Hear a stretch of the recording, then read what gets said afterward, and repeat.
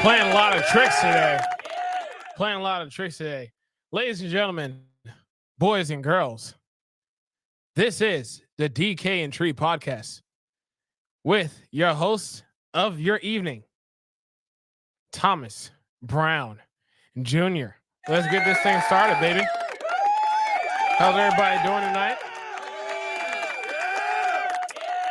We got a lot of things on tap today.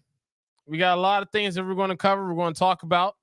And we're going to get right to it, man. So first we're going to start on a somber note. As many of you have found out yesterday that Vontae Davis, former NFL cornerback, passed away at the age of 35. And it was out of nowhere. It was one of those things that kind of threw me in for a loop when I saw the notification in my phone yesterday. So I'm just wishing we're praying for the family of the Davis, the Davis family, Vernon and the entire Davis family, just sending our prayers and condolences over to them as they're going through such a challenging time. This was a guy that, he was pretty serviceable, man. 22 interceptions in his career, 98 passes defended, 396 total tackles. Usually corners don't really tackle, so the fact that you see a number that high tells you the kind of player he was. He was pretty good. So it's gut-wrenching when you come across stuff like this, because it just doesn't make sense. Like, we're still trying to figure out what was the cause of death, and we try to ask so many different questions because it just never makes sense. But it's just one of those things, man, where I tell people all the time, you never know when your last moment will be. So continue to do your best to do right by one another, be kind to one another, and just continue to be there for one another, because you just never know. So because even something like this, man, there ain't no one that thought that he would be gone this soon. 35. So that's gut wrenching, man. So the NFL community, the NFL family, we definitely mourning his loss. And the Davis family as a whole is gonna be going through some troubling waters for the foreseeable future. So continue to send prayers and condolences their way. All right. We're gonna go from that to now. We're gonna talk about something that I still don't understand what's going on. Rashee Rice. For those of you who have been living under a rock for the last 24 to 48 hours or so, apparently Rashee Rice did something that he had no business doing, which was street racing. And it led to an accident. And everything else after that is like, I don't know. I don't know if it's true or not. I don't know what's what. It's very interchangeable depending on who you listen to, what information you're getting it from, things of that nature. Here's my thing, man.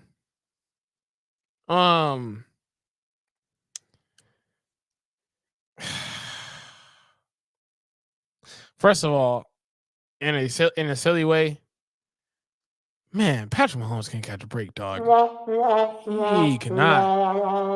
He cannot catch a break to save his life. It just seems like every single year, every time Mahomes, finally gets that guy at wide receiver, whether it was Tyreek Hill or the hype that was around Kadarius Toney when he got picked up, and McCole Hardman, and the list goes on and on. Like, he's always wanted to have that guy similar to what he had with Tyreek Hill. And it seems like ever since Tyreek Hill has left, the wide receiver core has not been the same. It just hasn't. And it drives me nuts. And I can only imagine how much it drives Mahomes nuts behind the scenes, as much he likes to be calm, cool, and collected. But that's just on the side, right? So Rashee Rice, right? Honestly, what are we doing? What are we doing, man? Like, I don't I can't really think of it any other way. Like, what are we honestly doing um during this offseason? I mean, doing street racing, and then what makes matters worse is you have what's going on, JB? What's going on? Being crazy in the offseason. Yeah, it's just unbelievable how, like, people just can't just relax. It is appalling to me how a team, or in this case a player, can't even celebrate in victory properly without something bad happening. My goodness. You have Rashee Rice, who, by the way, as towards the end of last year, was really becoming Patrick Mahomes' favorite guy outside of Travis Kelce, obviously. And he was showing up, especially when it came to playoff time. 100 plus yards receiving against the Dolphins in the playoff game, and one of, if not the coldest game in NFL history. Rashee Rice was a huge factor in that game. He was a huge factor throughout this entire season. A rookie on top of that. Man, what are we doing? I don't think there's any other sentence I could use to describe it. What are we doing? Seriously. Out of all the things you could be doing to celebrate being a champion, having a Super Bowl ring,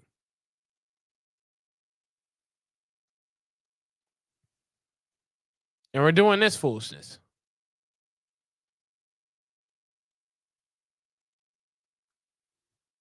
I don't get it. I don't get it. I don't get it. It drives me insane. It really does. So let's hope that this whole chase thing could just end, please, because this is getting ridiculous. I know the Chiefs put out a statement on the matter that I got a chance to read a little bit about, but this is kind of embarrassing. No, not kind of. It is. It is. And the fact that we're still doing this thing, it's insane. Did we not forget that? Thank you. We're just gonna keep doing this dumb stuff over and over and over again. I don't understand. I really don't. And it just puts in the perspective of how, like, how this just, we just gotta do better, man. My God, as a rookie who won in his first year, like, that's like one of the best feelings in the world. And on top of that, you played a part in that. You made that happen. To now fast forward to a couple months later, and now we don't know how they act all together. And now no one can find you. And apparently he wasn't alone in this endeavor. And this is where we get into the conversation of you are the company that you keep. Well, when you get into certain levels in life, some things do got to change. Some people have to change. And if some people are offended or affected by that, then so be it. But for where you are going to be at this stage of your career, you need to make those changes. And you need to let some stuff go.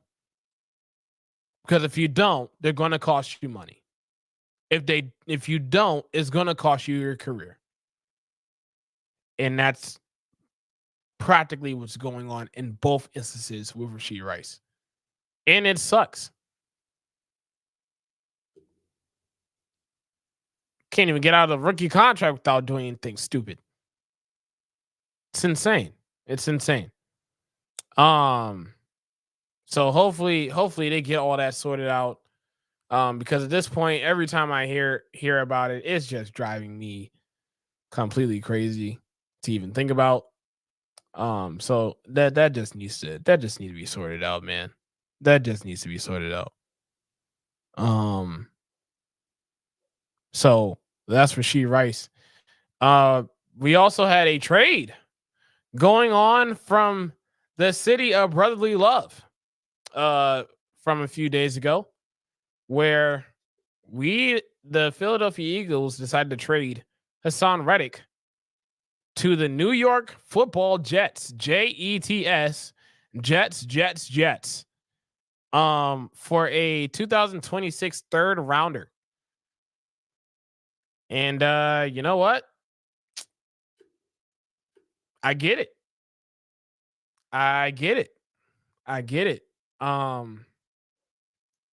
Hassan Reddick was on the last year of his deal in Philly. And there was some murmurs going on towards the end of the season about him potentially getting moved. Then it was turned down. Oh, we're going to keep Hassan. All this other stuff. Then the noise started picking back up again once free agency started. And it was like, well, nothing's been said, so we're probably going to keep Hassan. Whatever. I don't think, as an Eagles fan, I don't think it was going to bother anybody if he had stayed. This is a guy who although the stats did not show it this past season, because if we're being honest, the defense as a whole was just god awful. Of course. So no one was going to be super productive on that defense. I wouldn't expect that from Hassan Reddick either. He finished the year with 6.5 sacks. Got quite a few hurries this year, but other than that, it was more so of just trying to get through the season. It just seemed like towards the end for the defense and just for the team as a whole, right? So you have him, who was on the final year of his deal. I'm pretty sure, for those of you that don't know, Howie Roseman, the GM of the Philadelphia Eagles, we don't like putting a whole lot of money into places that we're not going to have an ROI on. By the way, ROI stands for return on investment.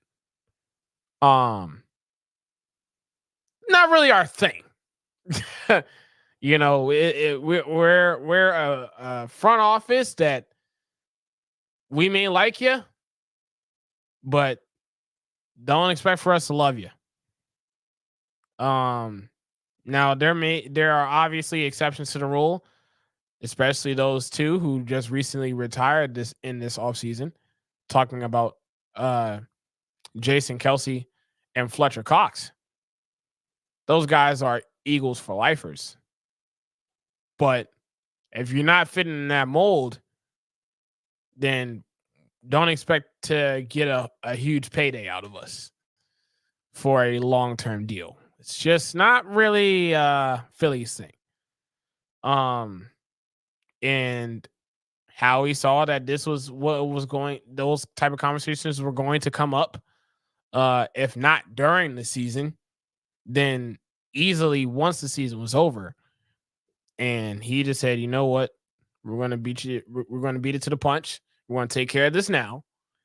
And we're gonna eliminate the noise before the season even starts. I think it's a smart move. And by the way, to get a third rounder back is actually better than I thought, better than I anticipated. Because the third rounder, and I looked into this today, actually could turn into a second rounder if certain implications are met, which I think is pretty cool for Philly, a team that is a relatively young roster, but could always use some more picks. And if recent history hasn't shown you, we have a tendency of getting the right guys in the room. So I think that was great. I think that was great for both parties, actually. Because ironically, we signed Bryce Huff from the Jets for 3 years, and I believe it was $51 million. Just for us to trade Hassan Reddick to the same Jets to get draft capital in return, which is, I ain't gonna lie, that is the most interesting backhanded trade I have ever seen, if I've ever seen one. So I've said it before and I've said it again, man. Howie Roseman, keep doing your thing, man. You are doing your thing, man. In other news, Tyler Boyd is visiting some teams today. One of them being the Kansas City Chiefs. How ironic is that, given what I just spoke about earlier? I think the timing of that, the timing of hearing that news today was very interesting. Kansas City and San Francisco. So the two championship teams are going after the slot receiver. Tyler Boyd finished the year off last year with close to 700 yards receiving. He played every single game, and he was just always the odd man out in the lion's share of T. Higgins, Jamar Chase, and even to a lesser degree Joe Mixon in that offense. So Tyler Boyd was always the odd man out every time, and it hasn't failed him yet since they drafted Jamar Chase a couple years ago. And so when you have that, it kind of, one of those things where it's like, well, what do you want Tyler Boyd to do? Like he became a free agent. It wasn't even like Cincinnati was remotely trying to, see if they could bring him back. They were just like, hey, we got Higgins. We we got Jamar. We don't really need you, buddy.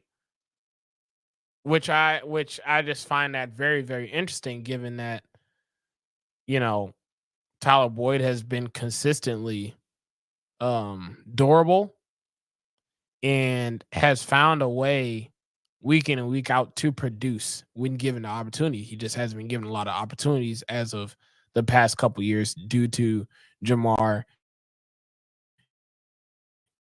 and due to T. Higgins being a part of the Cincinnati Bengals offense. So now the question is, what happens if, say, a Kansas City Chiefs team does pick him up? Do they still use him in a slot as a slot receiver, which is his specialty? Do they Do they put him outside? Do they just like? I'm not gonna lie. Kansas City is one of the few teams in the NFL where it's not really gonna matter where they place him because they have the offensive play calling and the quarterback to pull it off, regardless of who's on that field. Now, do they prefer to have the best of the best out there? Absolutely. But if you're just competent enough to play your position, that's all they need. And Tyler Boyd is definitely more than competent, for sure. Um, and he's definitely. I'm surprised there's not more teams that's coming after him. Um, I thought the Eagles were going to be one of those teams. Um, I thought that there was going to be a Baltimore Ravens sighting. Mr. Davy Jones Locker, Mr. Davis, sir. I thought I was going to see a Ravens in there. I know it's a divisional guy. You've seen him twice a year for the past couple years. I get all of that. But I thought there would be a lot more teams that would be interested in wanting to pick him up. And the fact that we've gone through majority of the free agency period, and this is one of the first times that we've ever heard a Tyler Boyd visiting teams anything, is quite plausible to me. I ain't gonna lie. It just is. It just is. So it'll be interesting to see who ends up grabbing him, who ends up picking him up. Hopefully Tyler Boyd is not asking for a whole lot. I know the balance when it comes to player money and the team that he wants to be on becomes a little bit of a travesty these days, but hopefully it's enough where Boyd can eat and the team he goes to is able to use him to the maximum degree. So hopefully that gets squared away with Tyler Boyd. Oh boy, oh boy, oh boy. All right. Hello. Handsome. I haven't heard that word in like 3 years. So thank you. That really means a lot. Anyways, so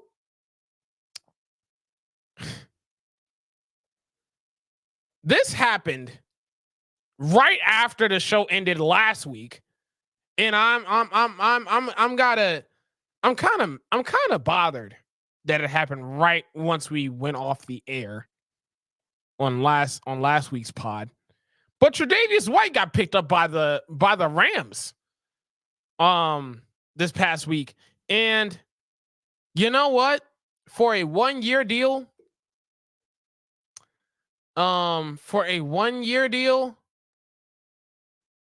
this ain't bad, man. This ain't bad. And this is a Rams defense that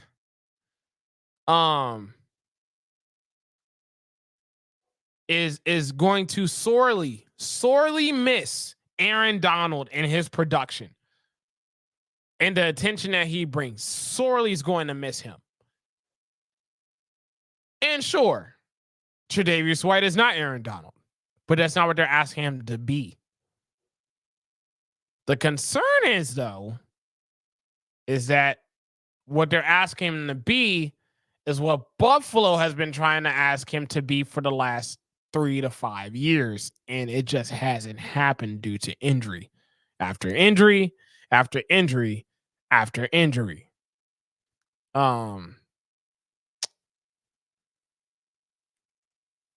Tre'Davious White is coming off of another year of a blown ACL/Achilles injury. This is yet another offseason full of rehab for him to come back. And unless the Rams shock me shock all of us, and get someone in the draft at corner to where he's not taking so much of the load. Tre'Davious White is going to be in a position where he might have to do what Jalen Ramsey did when he was in LA.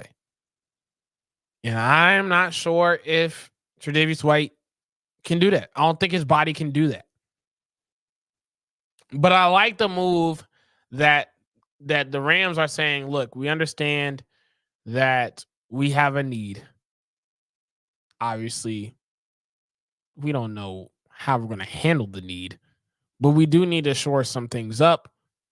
We're going to take a 1-year flyer on a guy who usually has a tendency to not stay healthy. So it's not like we're going to be losing out on a whole lot of money if something were to, happen to him again, unfortunately.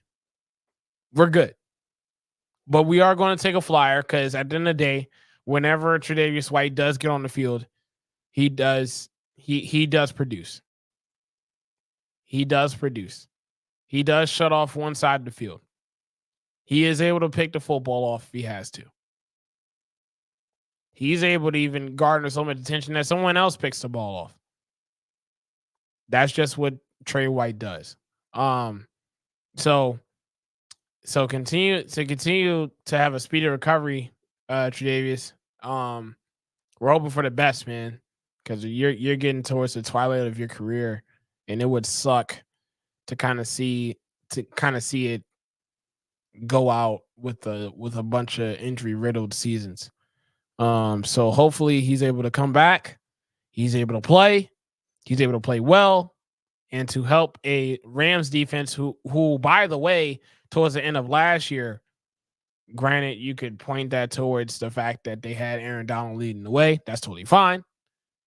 But it was a defense that towards the latter part of the season was getting very, very stingy against a lot of offenses. Byron Young coming off the edge. Just the amount of young defenders that they have, and how pivotal they were to them getting to the playoffs last season was impeccable. So, hey, it wouldn't even shock me if they're able to pull something like that off again. It wouldn't. In other news, I would be remiss, and y'all gonna have to forgive me because this is where I guess you could say the quote unquote nerd side of me is coming out. Ladies and gentlemen, it is WrestleMania week. Oh yeah. Oh yeah, baby. For those of you that don't know, well, I guess you'll know now. I'm a huge WWE fan. My older brother got me into it, so I blame him. But ever since I started watching it and playing the video games, I've been a fan ever since. And WrestleMania 40 is going to be one hell of a card. And I love it. And so I'm gonna go through some of the premier matches, and I'm gonna share with you what my predictions are and my thoughts on it. So first I'll start off with the Usos, Jimmy and Jay, 1-on-1. This has been a long time coming. Obviously, I don't think it gets much better than this. This bloodline storyline, for it to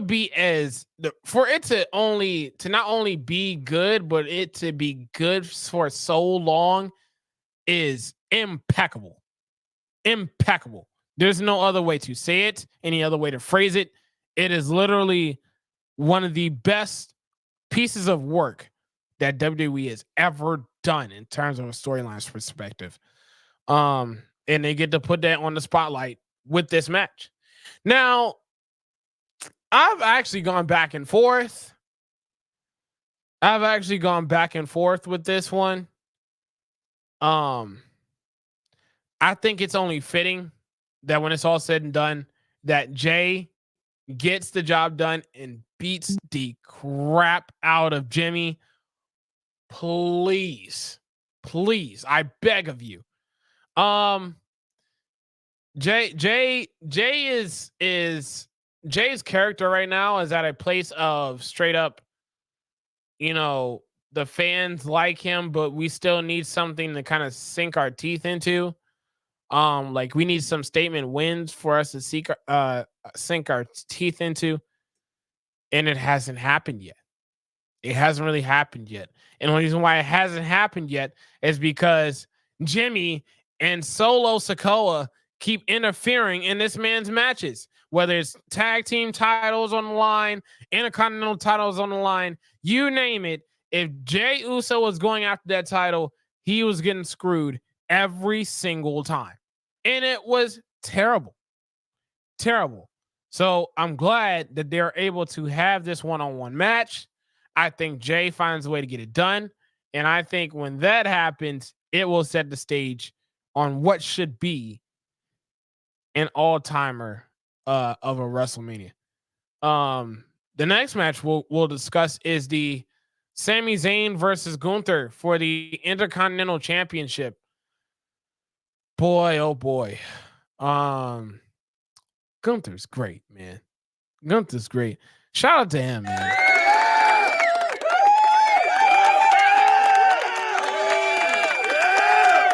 This man has been Intercontinental Champion for almost 700 days.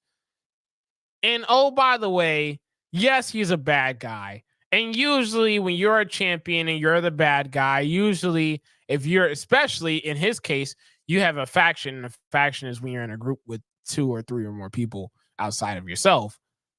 Usually you have that said faction to interfere in your matches to make sure that you retain the title. One of the great things about Gunther's title reign is that he's going up against every single challenger that he has faced and has beaten them by himself. No interference, no shenanigans, nothing. He shows up by himself and he wins by himself, and that is it, and that is all, and that's all that Gunther does. That's all Gunther has continued to do. Then you have Sami Zayn. Now, for those of you that don't know, WrestleMania 40 will be in the city of brotherly love. It will be in Philadelphia. And one of the things that we pride ourselves on is, what's going on, Dante? What's going on, buddy? What's going on? Hey, Steelers country. Let's ride. I had to. Sorry. You had to forgive me. But this is quite good, right? Because Philly prides itself on being a blue collar, scrappy town. Scratches and claws for every little thing that they have. And what better character, what better superstar than to show that than Sami Zayn? A guy who hasn't had that big moment yet until as recent as last year's WrestleMania, where he and Kevin Owens, as we'll get to a little bit later, is here we go. Oh boy. I hope you have that Justin Fields and Russell Wilson thing figured out, because if you don't, I've said it on countless episodes of this show. If y'all don't, I know it's gonna drive you nuts as a Steelers fan. I just know it is. So I'm letting everybody know now, so it ain't a surprise. But Sami Zayn has had moments, but he hasn't had the moment until last year. And ever since last year, where he won those tag titles with Kevin Owens, And since they split them in the draft that happened towards the beginning of the year, things haven't really been the same for Sammy. Of course, he's had some feuds with a Shinsuke and, some matches here and there, but, he's competed for the World Heavyweight Championship against Seth Rollins, who we'll also get to later. Like he's gone against them, but he hasn't really bought it. He hasn't really done well for himself since having that huge moment at WrestleMania last year. Well, here he comes, scratching and clawing yet again, because his goal is to walk out of WrestleMania 40 with championship gold on his waist. And he's going to have to scratch and claw against one of the toughest and the greatest Intercontinental champion in Gunther. And I'll be totally honest with you. It's very 50-50 in my personal opinion.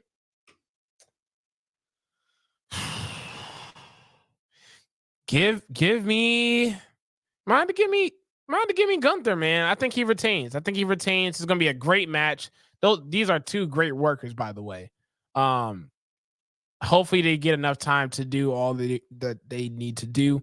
But I think Gunther retains the title here. And to close out night one of WrestleMania 40, we have to talk about the tag team match, the main event of night one, being Cody Rhodes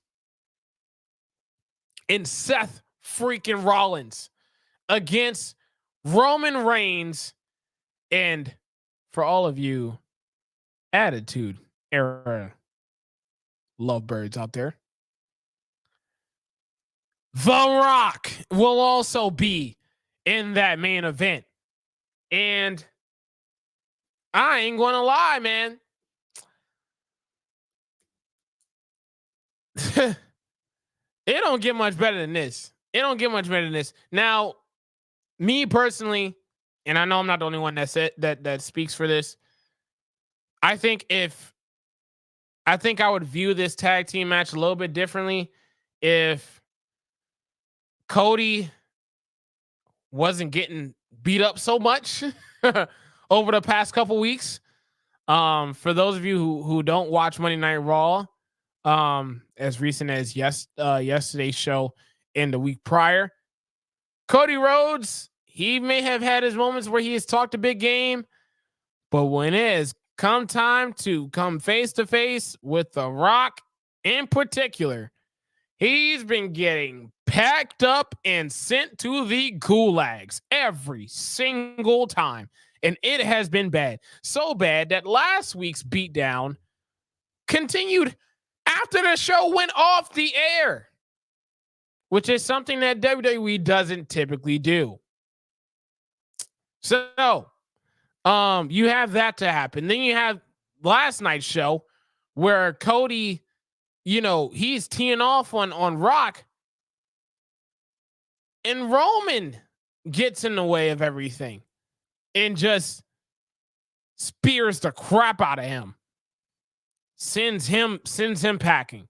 And then all you saw for the remainder of this show was The Rock and Roman Reigns take their weight belt, take Cody Rhodes' weight belt, and just starts whooping Seth and Cody throughout the entire remaining time of the show.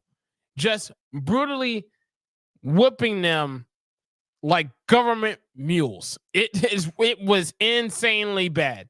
And it makes me believe that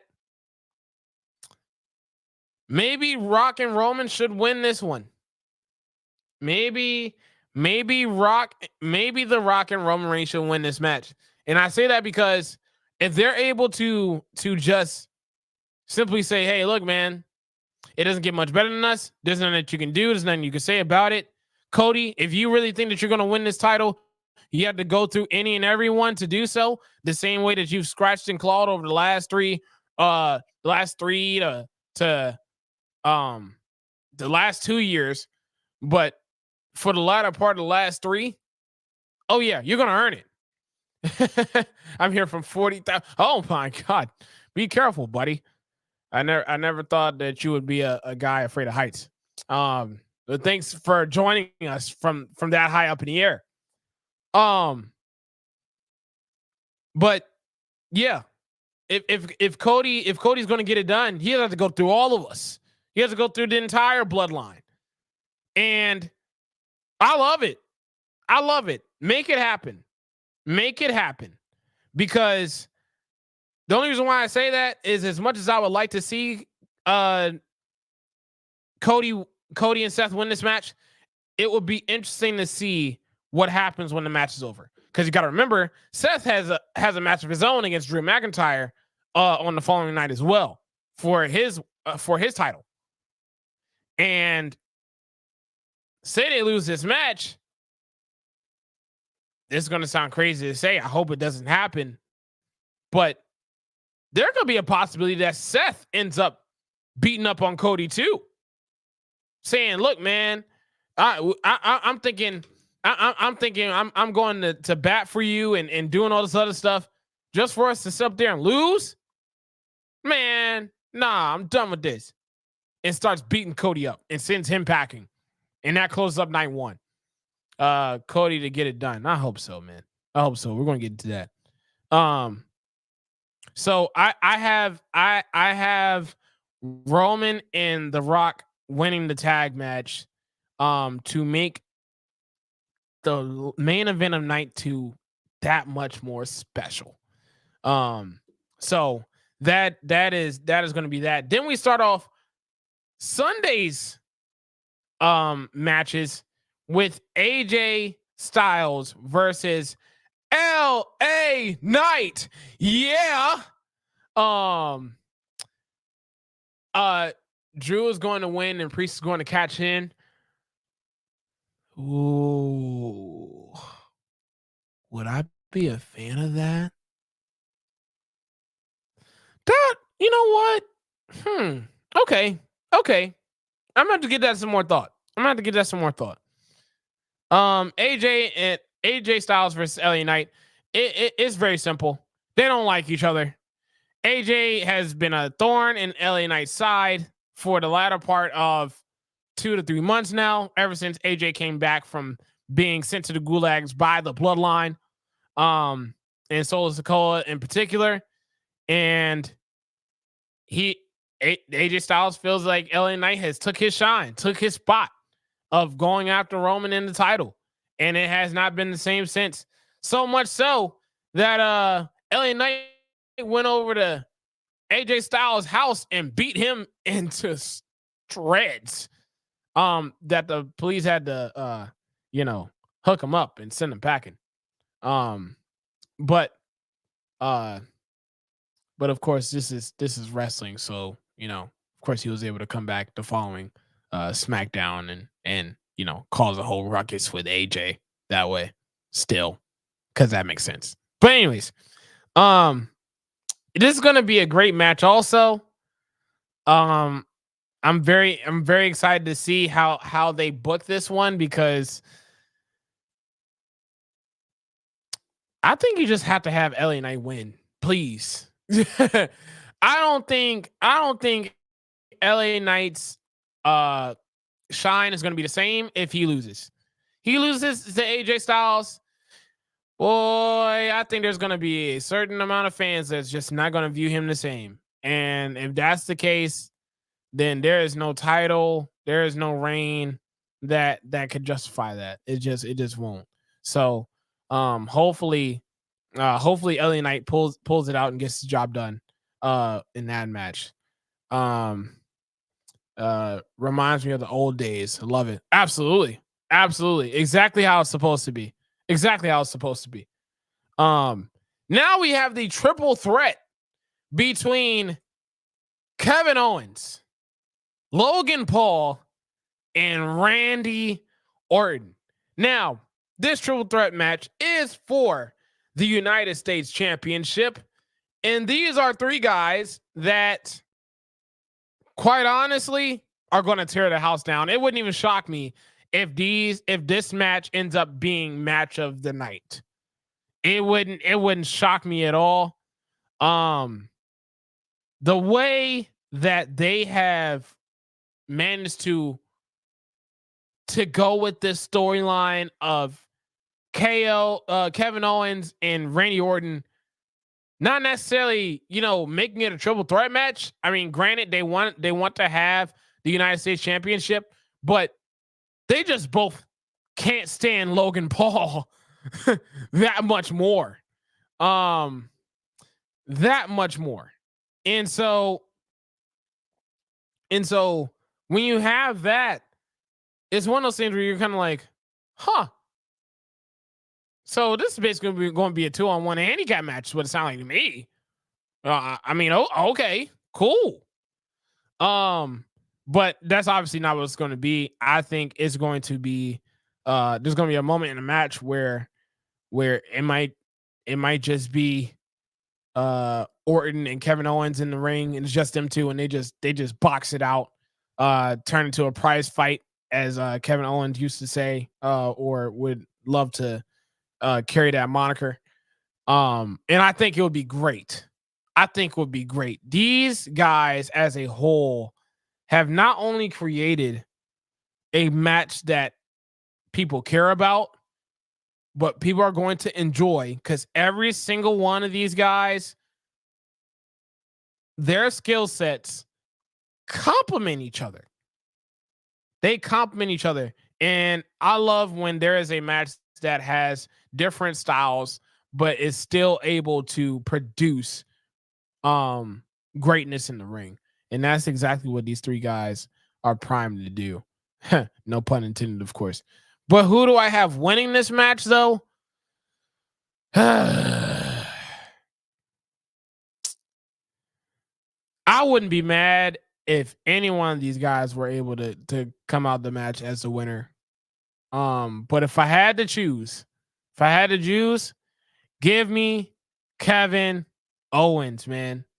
Kevin Owens, it's time for him to get some gold back on his waist. It's time for him to really get a lot out of being US champion. He was US champion back in 2016, I believe it was. And when he had that title, that was great times as well. So I think him being able to have the US championship this time around would be that much sweeter.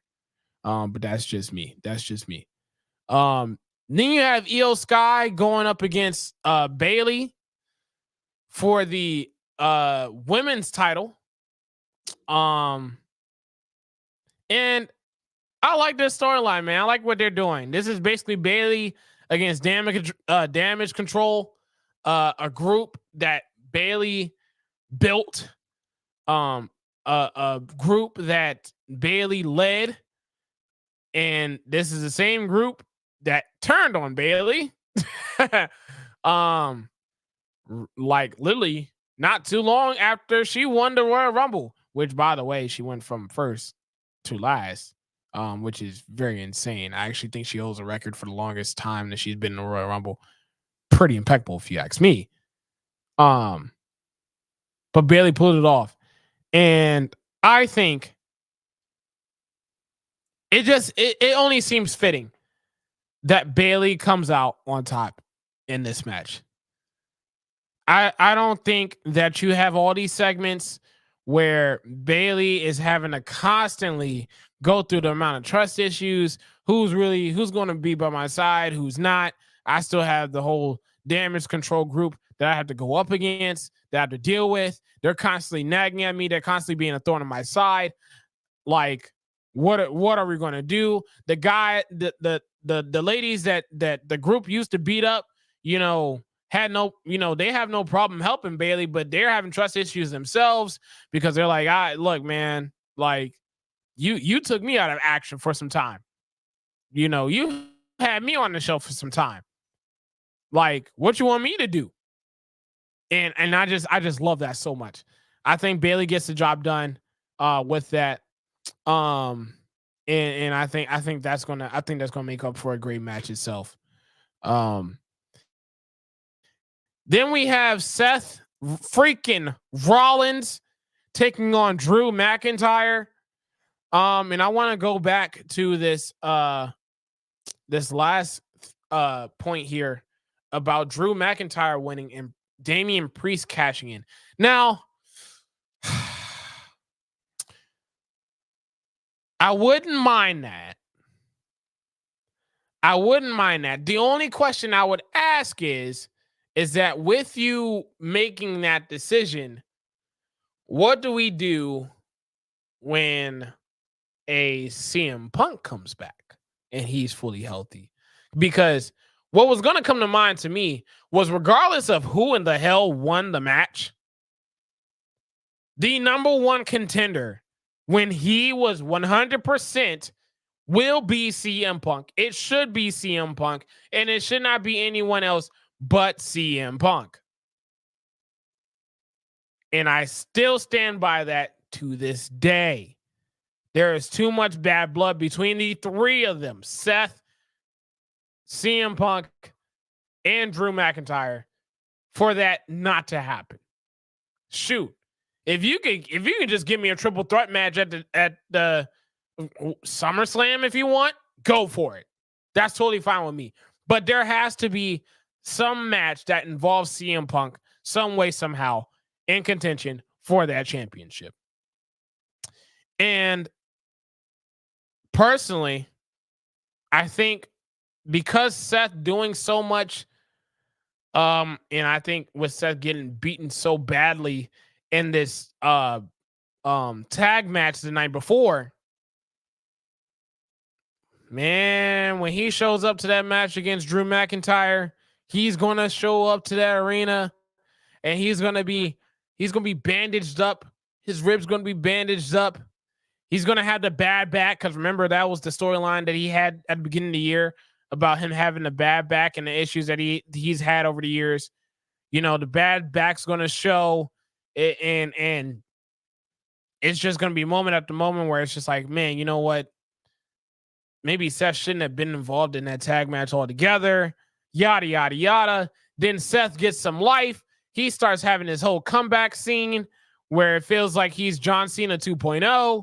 And then next thing you know, booyah, Claymore, 1, 2, 3. Drew wins the title. And Drew finally has his moment at WrestleMania in front of a live audience. And I think that would be great. I think that would be great for Drew. I think Seth's reign has been good. It could be better, but all things considered, he's done a fantastic job holding the belt. And I think this is time to just give it up. At this point, if you're Seth Rollins, what do you need the title for? You've done all you possibly could with it. You really have. You have tried, making it into the title when Roman's not there. You tried making it the premier workhorse title, but of course you got hurt. So then you had that stretch where everybody's like, well, you're claiming that you're this, but yet you're hurt. What's going on? Like, how are we supposed to really take you seriously? Then you just had Roman that just straight up buried you on the microphone week in and week out about how much of a secondary title that you possess. I'm sorry, buddy. Your time is over. WrestleMania 40. And that's just what it's going to be. That's why I said cash in.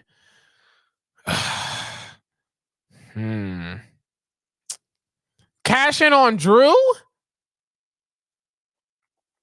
So are we turning so now that would raise an eyebrow, because I would ask, are we supposed to automatically assume that Damian Priest, the guy that we've been hating on for the last few months or so, does a heroic deed by becoming world heavyweight champion by cashing in, pulling a Seth Rollins? Hey, Actually, that is actually now I'm interested now. If Damian Priest could pull off what Seth Rollins did, WrestleMania 31, I believe, where he cashed in during the match and he won it that way. Oh, I would sign up for that. Sign me up for that. Because I could not wait for the following Monday Night Raw. Because I would need to be a part of that experience for sure.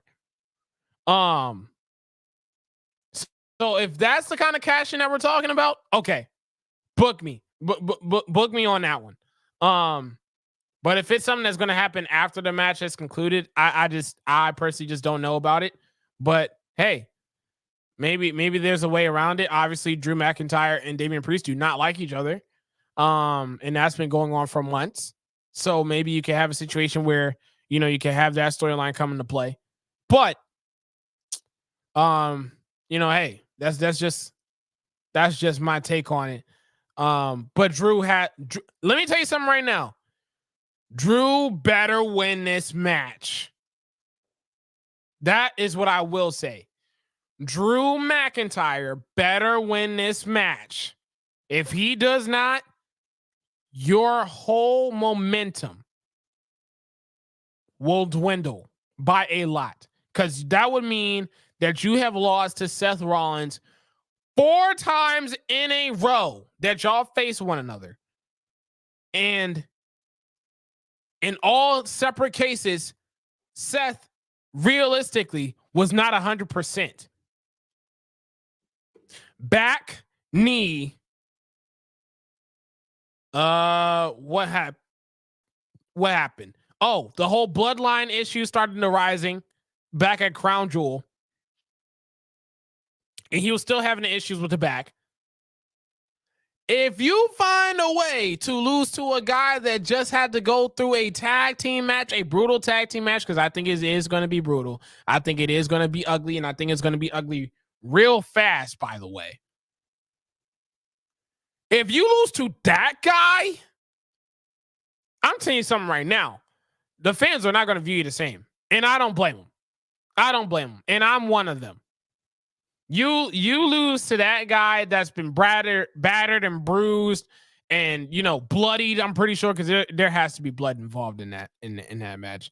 I'll piss involved in the Seth and Drew match too, but that's neither here nor there. I think anytime you can have color with a certain match or a certain feud, it deserves it, and that's one of those matches. So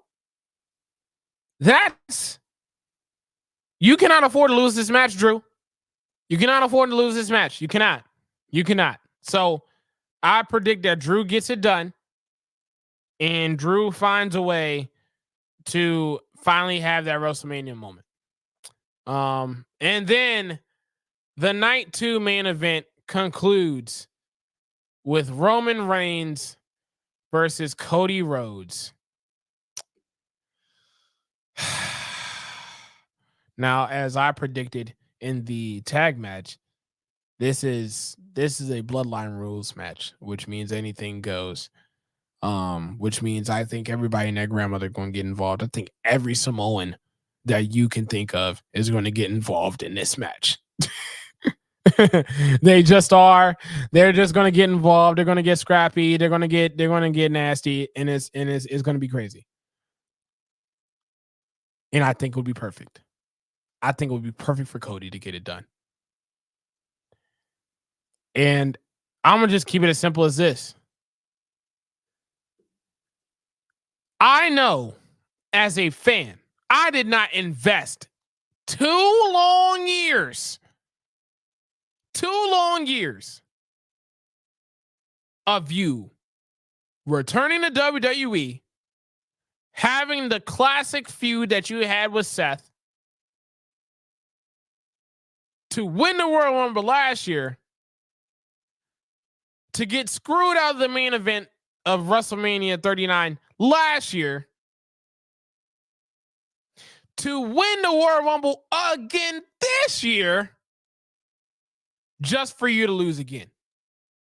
Because I'll tell you right now, Cody Rhodes lose this? Is this Rhodes lose this match? Cody Rhodes lose this match again against the same guy again? At this point, it's not going to matter how it's done because it's already anything goes. Anything's allowed. Cody has to get the job done here. And Cody would need to channel into some inner Stone Cold Steve Austin. Like, I mean, if you got to go Super Cena on it, you're more than welcome to do so. But Cody needs to literally be a guy where we're like, oh, okay, he's not playing around. He's beating them up. He's like, look, man, y'all done bloodied me up. Y'all done sent me packing. Y'all done sent me to the gulags all this time. Y'all done had all this to say about my parents, all this to say about my family. Oh, it's go time. Like, I need to see the most serious, passionate Cody Rhodes I've ever seen in terms of a match standpoint. I needed to show. I needed to show. And obviously, I think it's going to be overbooked to oblivion. But if I'm being totally honest, I'm a person that doesn't really care for that. Just make the right booking decision. And that is for Cody to win this match. Roman, I'm telling you right now, right? Because there is two sides to every coin. Let's say let's say Roman Reigns does win this match.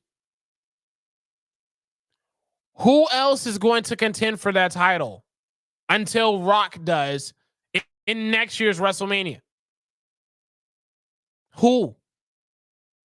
And you think Roman's going to be around as many times for said matches?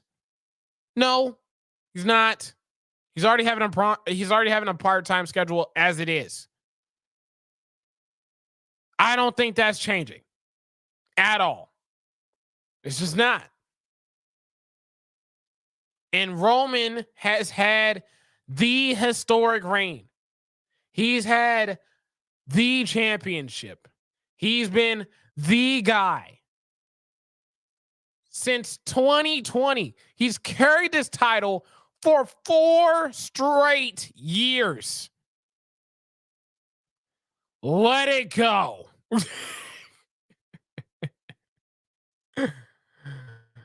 Let it go. We get it. You are the tribal chief. You are the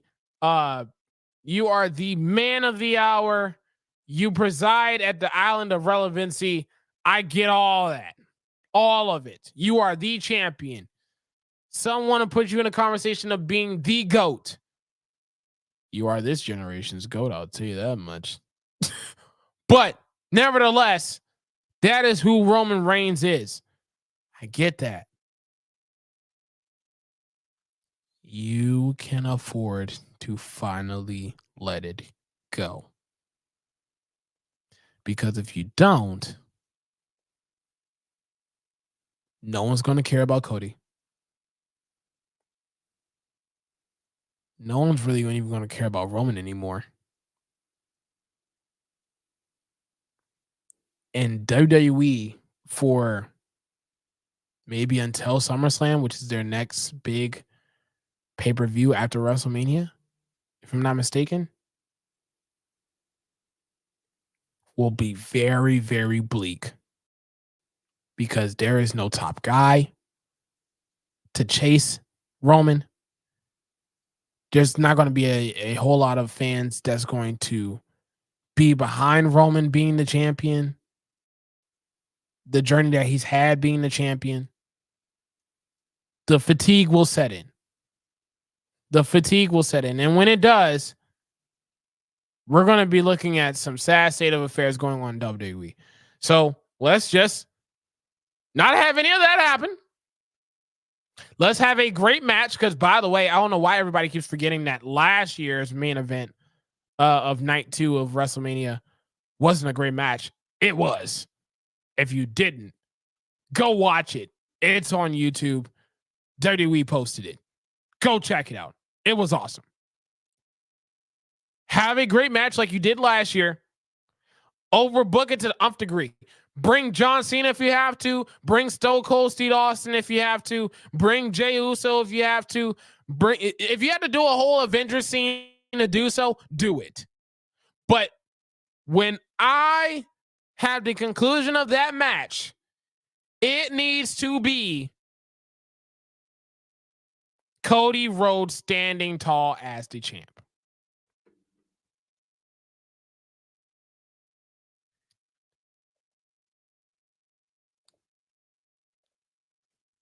It just gotta be.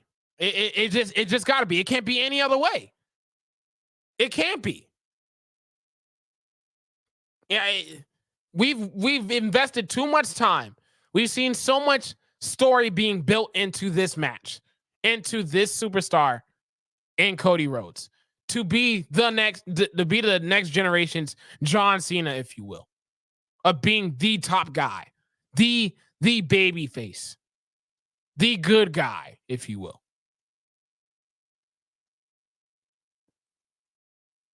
Cody loses this match, you can forget about all that. All of it. All of it. All of it.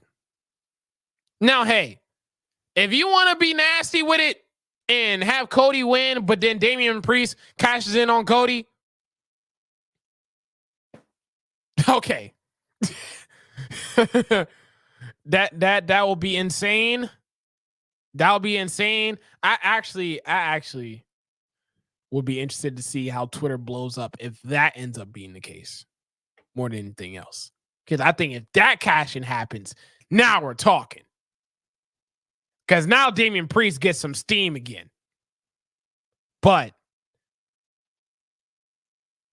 if not that, Cody needs to get it done. No ifs, ands, or buts about it. But either way, this is going to be a great WrestleMania card. If you are not or haven't been able to take a look at any one of these matches, segments on YouTube, please check it out, man. I'm trying to tell you, you will not be disappointed. I'm trying to tell you. WrestleMania, both Saturday and Sunday nights, will be great affairs. Matches everywhere, great matches everywhere, great superstars everywhere. The greatest storyline in wrestling history will be on display yet again this year. And I hope, for my sake, for your sake, for everybody that will be watching, that the right people win. Because if these names that I listed as potential winners for their respective matches, if that happens, this will probably go down as the greatest WrestleMania of all time. And to say that I have been able to watch that during my lifetime is enough for me. So yeah, man. I'm very excited. I cannot wait. SmackDown, Friday Night SmackDown will be on Friday. So it's gonna be live on Fox. So it's gonna be interesting to see what they do there. In regards to the storylines that they have in place with them. Shoot, we might mess around even having another Cody, Seth, Roman, Rock segment. And if that's the case, sign me up immediately. But I love it. I love it. Yeah, Tree. I'm excited too, man. It's I wouldn't have it any other way. I wouldn't have it any other way. This is wrestling in WWE in particular is at one of its greatest peaks. It really is.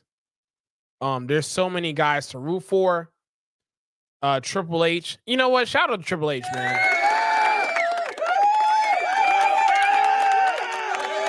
Shout out to Triple H for being the guy to produce some of the best storylines anyone's ever seen. Team Yeet. Yeet. Yeah. Hit it, Jay. All right. All right. I know you had to get that one out there. Totally fine. But Triple H has done such a tremendous job, man. Has he gotten it right all the time? Absolutely not. But that's okay. That's okay. I don't think you're expecting for everybody to get it 1000% correct every single time. Not really how it works. But the main stuff, from guys getting pushed, from guys getting their opportunity, from women getting their marquee matches, for people getting their moments, Triple H has done his job. And I am so glad that we are in a timeline where Triple H is at the helm and he is in control of WWE creative and the storytelling that they're doing week in and week out. I love it. Love it so much. So much. So very excited for WrestleMania 40. Please check it out. It's only going to be available on Peacock. So if you're not subscribed, go ahead and give it a subscribe, man. I mean, go ahead. Subscribe to them. You know what I mean? Anyways. But this concludes the show, y'all. This is it. This is it. Now,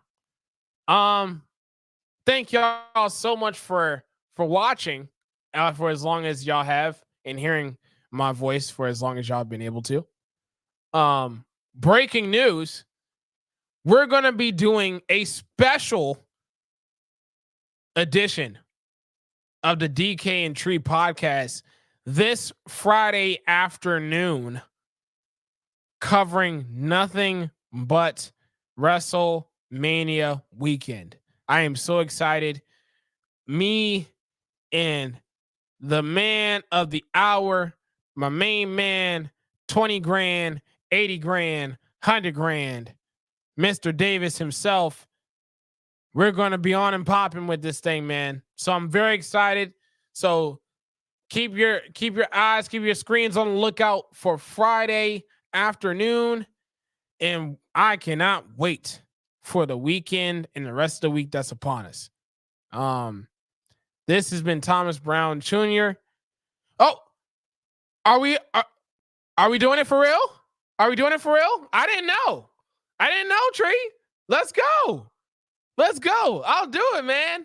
Let's go, man. Okay, great. Well, it's going to be all three of us. Yay!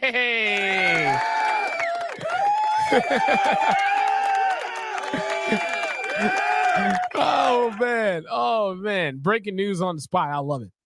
So be on the lookout for that, man. It's going to be a lot of fun. Continue to follow us on Twitch, YouTube, Twitter, Facebook. Pretty sure I'm missing out on another platform. Oh, I think I got them all. Anyways, again, thank y'all so much for tuning in. I'm your guy, TJ Thomas Brown Jr., signing off. And get ready for WrestleMania 40.